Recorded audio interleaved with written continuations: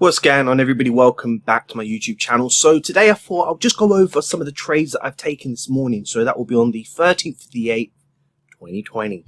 Now, I'm just going to go over a basic concept of a strategy that I trade. And yeah, hopefully you find it useful. Before we get started, let's just roll the intro and let's get to it.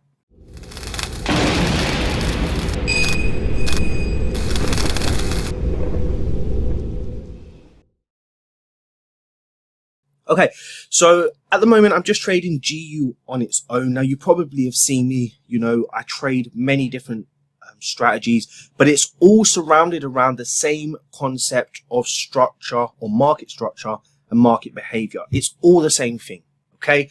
I have a saying, structure is structure no matter what time frame you trade. The only difference is the time that you sit in the trades. Call me a poet, but I think that's the truth, okay?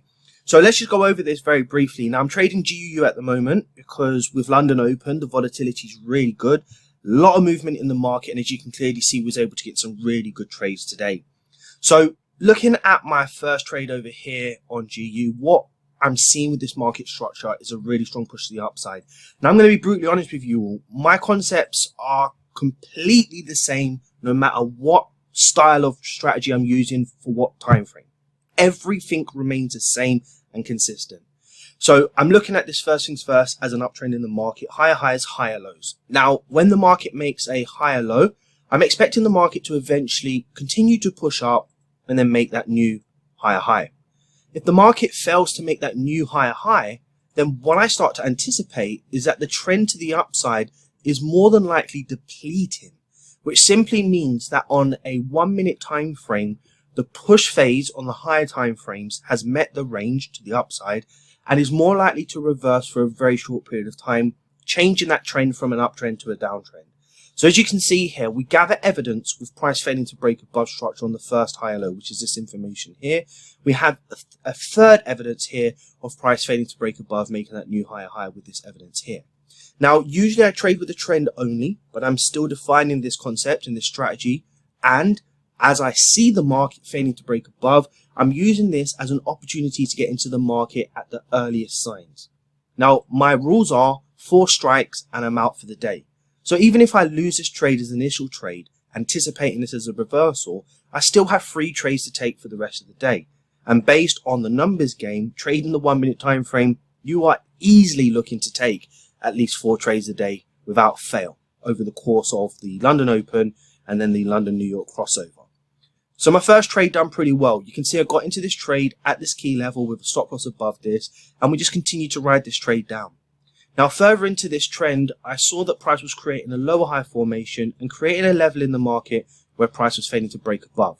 So as you can see here from this example, the same concept of price failing to break above, we have this information here, price failing to break above. So I took this opportunity to take a second sell, and as you can clearly see over around this area here, so looking at this candle, I was stopped out of this trade. Now, because this price action had broken above this level, it does not mean that I'm looking to switch my bias to buy bias now. What I'm going to look for the market to do is continue pushing up to make higher highs and higher lows. If the market gives me a strong break above my key level, where price has created a lower high, and then does not continue to push up, but then is followed by 2 small indecision candles, then that's a strong sign to me that that's just a really strong impulse move, probably coming towards the close of the hourly candle. And usually between the last 5 to 10 minutes of the hourly candle, you have a strong push to the upside or downside, and I can see that that was the case in this instance. Saw the 2 candles and I went in again with the trade. So we're sitting at one open position and 1 stop loss position. So at the moment, I'm not up anything for the day because it could come all the way back against me. I could lose both positions and even my third position once in. But anyway, as you can see, I got into my third position, identifying this area here in the market as the lower high. So this was the impulse candle. This was the indecision with signs of showing no continued bullish pressure. And then I went in for a sell stop entry, again, as you can see, with momentum. And we got triggered into that trade. The whole time I'm in these 3 trades, well, 2 trades now, 1 stop loss. I'm just holding them. I'm aiming for 1 to 5. That's my minimum default for every trade. So if you right click template 1 to 5, you can see that's my minimum default for this strategy.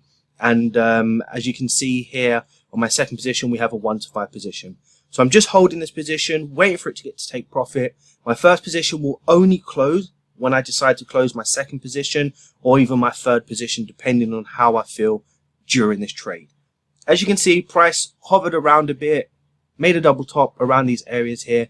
I didn't feel to get in this trade at this time. I don't know why I didn't get in. It was a good sign to get in, as we had a really nice break and retest at this level with a beautiful indecision candle, as you can see here. But I'm not sure what was happening at this stage. I just didn't get into this trade. Anyway, the market continued to push down. As you can see here, in and around these levels, for my fourth position, we had a nice pullback, lower high formation, beautiful indecision candles here, as you can see. Then I went in for a second position. The second position was here, actually, at this candle. Bit of an impulse move, but this is part of the strategy in terms of really strong pushes to the upside and then a small indecision. But I'm not going to talk too much about it. I'm still defining it. I'm finding the best way to highlight what I'm doing here. This entry, I decided that the trend had been pushing to the downside for a very long period of time. At this stage, if my first position had got to these lows, which was the 1 to 5 of my third position, then I'd be up 1.7 here, I'd be up 1.5 here, and if I take this third position, which really truly, was it necessary? I don't think so, to be honest with you guys, but I did take the trade, okay? It just is what it is. And then I closed all three positions here at plus 13.5R. The market continues to rally to the upside. I did miss a very nice opportunity here. So as I mentioned, strong impulse move, indecision candle, strong impulse move, indecision candle. That was a good chance to buy the market, but I just didn't get in. I couldn't wrap my head around the sell trend changing so fast, and I guess that's just part of trading a fast time frame. Anyway, I continued to trade this. As you can see here, I went in for a sell opportunity, just trading systematically as I do. Wick rejections, impulse moves to the downside, indecision, looking for that sell. The market did actually move for me in my direction. Let's get this right. In my direction, as you can see here, it pushed all the way to about 1 to 2. Did not lock it in at break even. That's not part of my rules. So on this trade, I got a stop loss. Second trade, or the second position on this leg, I decided to take another sell entry. As you can see, this pushed also about 1 to 3. It just is what it is, guys. I mean, look, two positions at 1 to 5R, but I didn't close any of them because it's not part of my rules to close. It's just to let them run. And I was also stopped out of this trade as well. So I'm still plus 10.5R for the day. Remember, the 13.5R here minus this one is 12.5R. Minus these two here, I'm plus 10.5R for the day. Decided to go in for a final position, as you can see over here. This trade is actually closed. The market did push down again. We're sitting here on this position. This was a default 1 to 5 again, and this position came all the way down to 1 to 4. And yeah, what happened is I took a position here. So as the market was pushing down, I saw that it was stalling in and around this level. So I decided to hedge this position, which just simply means that if the market continues to push up, I'll be in a winning trade, and this would be locked in at break even, so no losses here. And if the market continues to push down, then I'll lose 1R on this position, and then I'll trail my sell position, which you can see here, this sell position, into 1R profit, which means no matter what happens on this position, I will still end break even if the price comes back against me. I did lose this position. The price did come back against me, as you can see here, and stop me out at plus 1R profit for this trade. So that left me with a break-even position.